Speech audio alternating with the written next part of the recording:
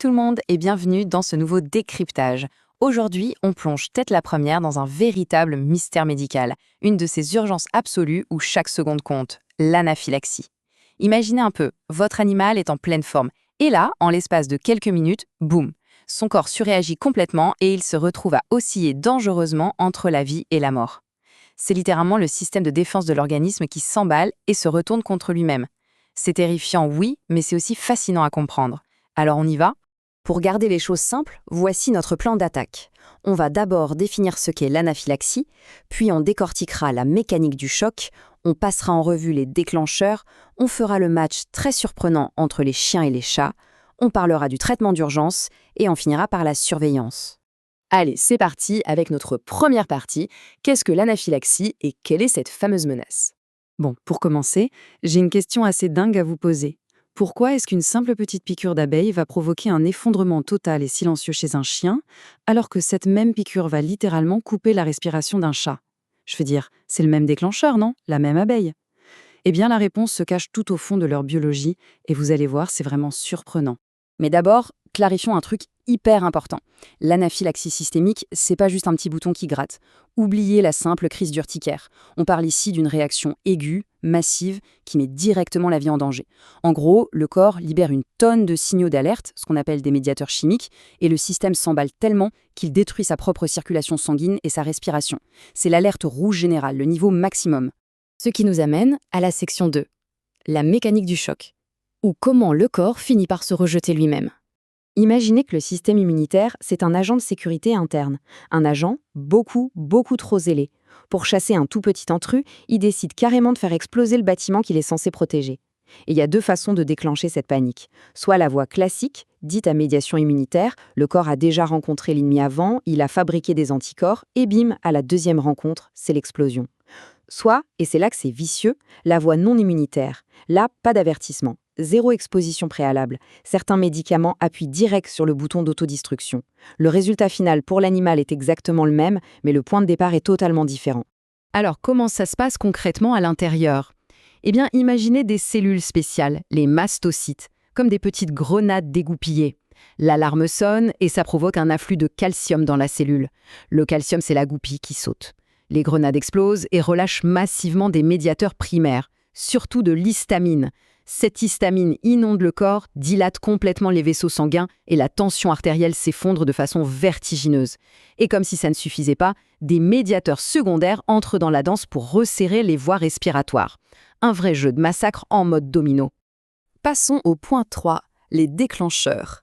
Qui sont les suspects de cette catastrophe ? Évidemment, dans la liste des coupables, on trouve les suspects classiques, les venins d'abeilles, d'araignées ou de serpents. Ça, c'est la voie immunitaire. Mais attention, le danger vient parfois de nos propres traitements. De simples antibiotiques, des anesthésiques ou même de banals anti-inflammatoires peuvent soudainement agir comme un bouton d'alerte et devenir mortels. Et il ne faut pas oublier les vaccins ou les transfusions sanguines qui figurent aussi en bonne place sur cette liste de vigilance. Et on arrive à la section 4, chien contre chat. Des victimes différentes pour des cibles différentes.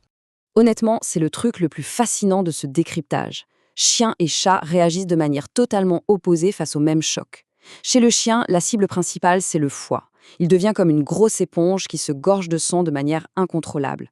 Le chien va d'abord vomir, puis son foie va se congestionner, menant à un effondrement silencieux et un collapsus cardiovasculaire. Chez le chat, c'est tout l'inverse. Le champ de bataille, ce sont les poumons. Ça commence souvent par des démangeaisons incroyables au visage, le chat se gratte violemment puis ses bronches se verrouillent. Il bave, il suffoque de manière spectaculaire. Deux animaux familiers mais deux drames internes complètement différents. 5e point, le traitement d'urgence absolue, le sauvetage. Parce que face à ça, il faut agir à la seconde près. Avec l'explosion des grenades inflammatoires dont on parlait, 60 à 80% du volume sanguin va stagner dans les petits vaisseaux en périphérie. Le sang ne circule plus correctement.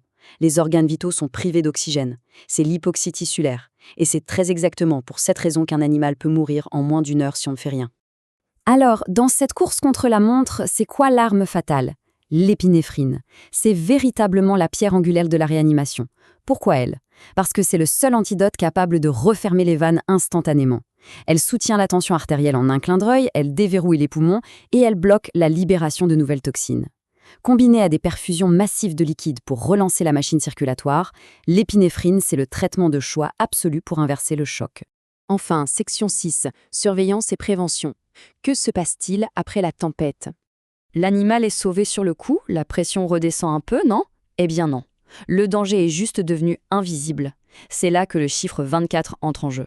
Le patient doit rester sous haute surveillance hospitalière stricte pendant au moins 24 heures. Vous vous souvenez des médiateurs secondaires? Ces fameuses bombes à retardement? Elles peuvent déclencher de redoutables répliques tardives, 6 à 12 heures après l'attaque initiale, un peu comme après un gros séisme. C'est à ce moment-là que des traitements en plus, comme les antihistaminiques et les corticoïdes, deviennent vitaux. Ils sont trop lents pour stopper l'urgence immédiate du début, mais ils sont cruciaux pour empêcher une mort subite différée. Et ça nous amène à cette réflexion finale. Savoir que le chien s'effondre en silence par le foie et que le chat se gratte le visage avant d'étouffer, ce n'est pas juste une anecdote amusante de biologie. C'est exactement la connaissance qui vous donne le pouvoir de repérer l'alerte rouge à la seconde où elle survient. Une identification ultra rapide de ces signes, suivie d'une course chez le vétérinaire pour le bon traitement, ça fait très littéralement la différence entre la vie et la mort. Voilà, c'est ce qui clôture notre décryptage de l'anaphylaxie. Prenez soin de vos animaux et de vous, et surtout, abonnez-vous pour plus de vidéos simples et éducatives. À la prochaine!